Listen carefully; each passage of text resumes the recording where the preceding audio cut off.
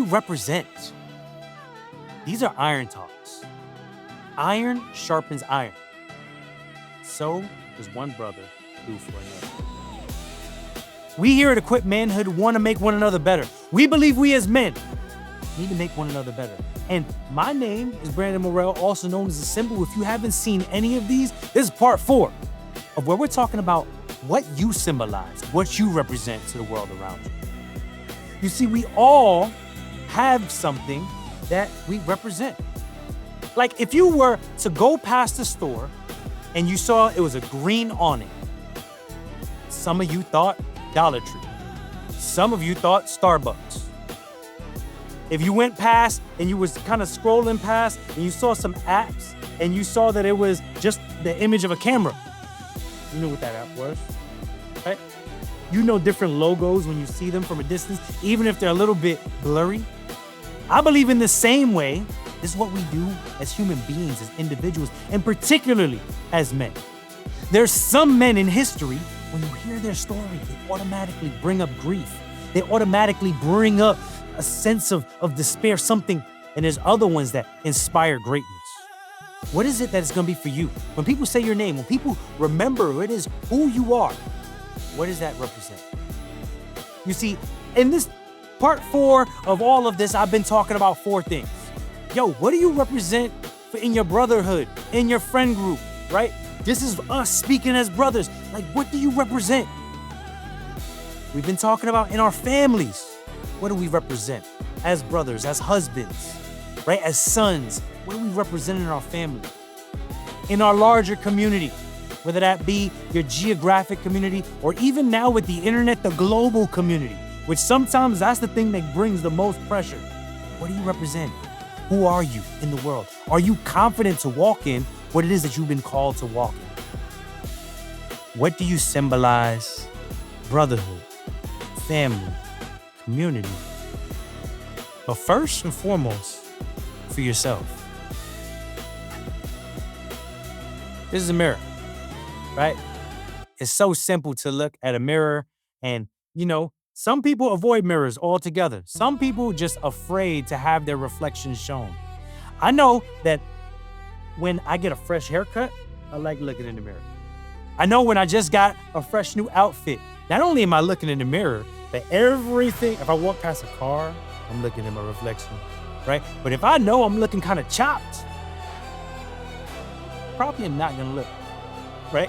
I'm probably gonna be like, well, I might look and I'm like, ugh, and I'm kind of. Now, this is the visual representation of you in the world. Well, what about the spiritual representation? What about the psychological representation? What about the social representation for you? Not only in the world, but for you as yourself.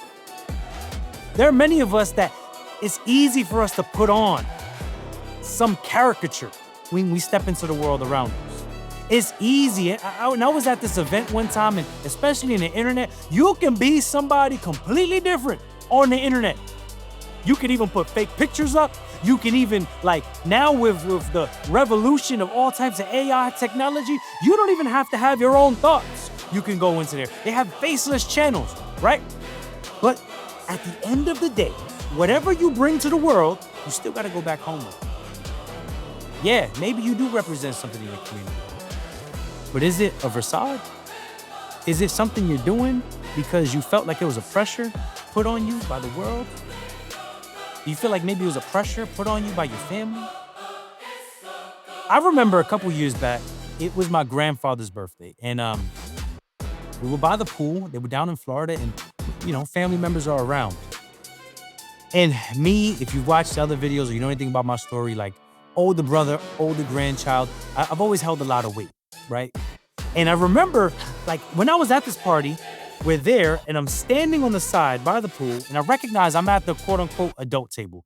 It's grandparents, it's uncles, it's all the older ones. And I looked to the side, and I noticed that all the cousins are completely on the other side. Now, I didn't choose this on purpose when I was there. It was just, I was naturally, drawn. I was there, right? And I looked to the side, and I was like, you know what? I usually don't go over there. Let me go socialize and be over there.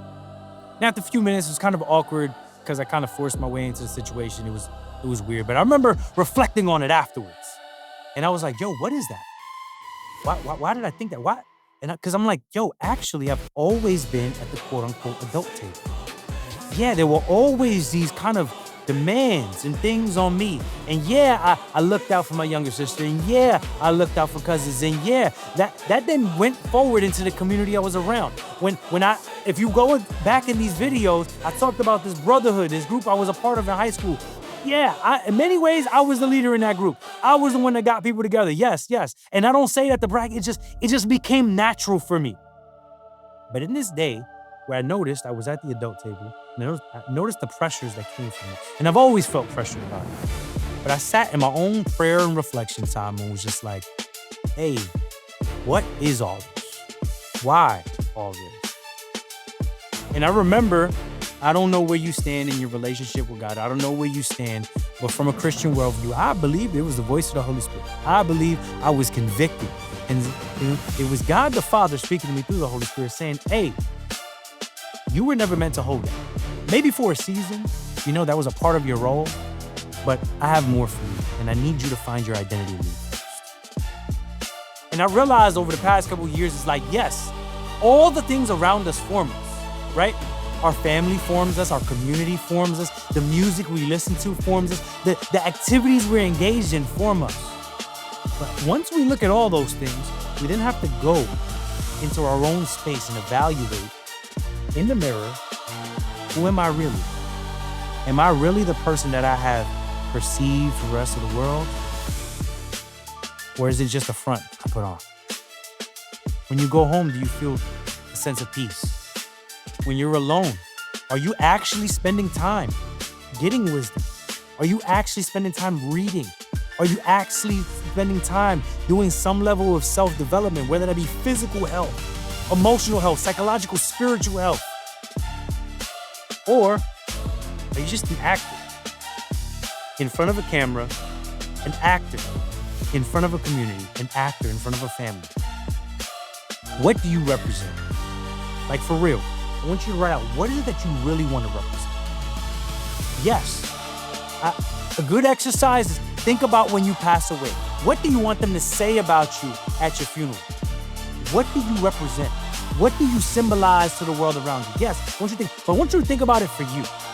Like in your own space of peace and with your own understanding of who God is, and you're like, man, what am I called to be? What am I called to represent in the world around me? Once you figure that out, and that's a lifelong journey, by the way, you're going to redefine it time and time and time again. I want you to refine it and get better at it. Refine your strength, refine your wisdom, refine your peace, refine your goodness. And be who it is that you were meant to symbolize to the world around you, to your brothers, and to your family. This is Iron Talks. Let's sharpen one another. Let's get better. Thank you for watching.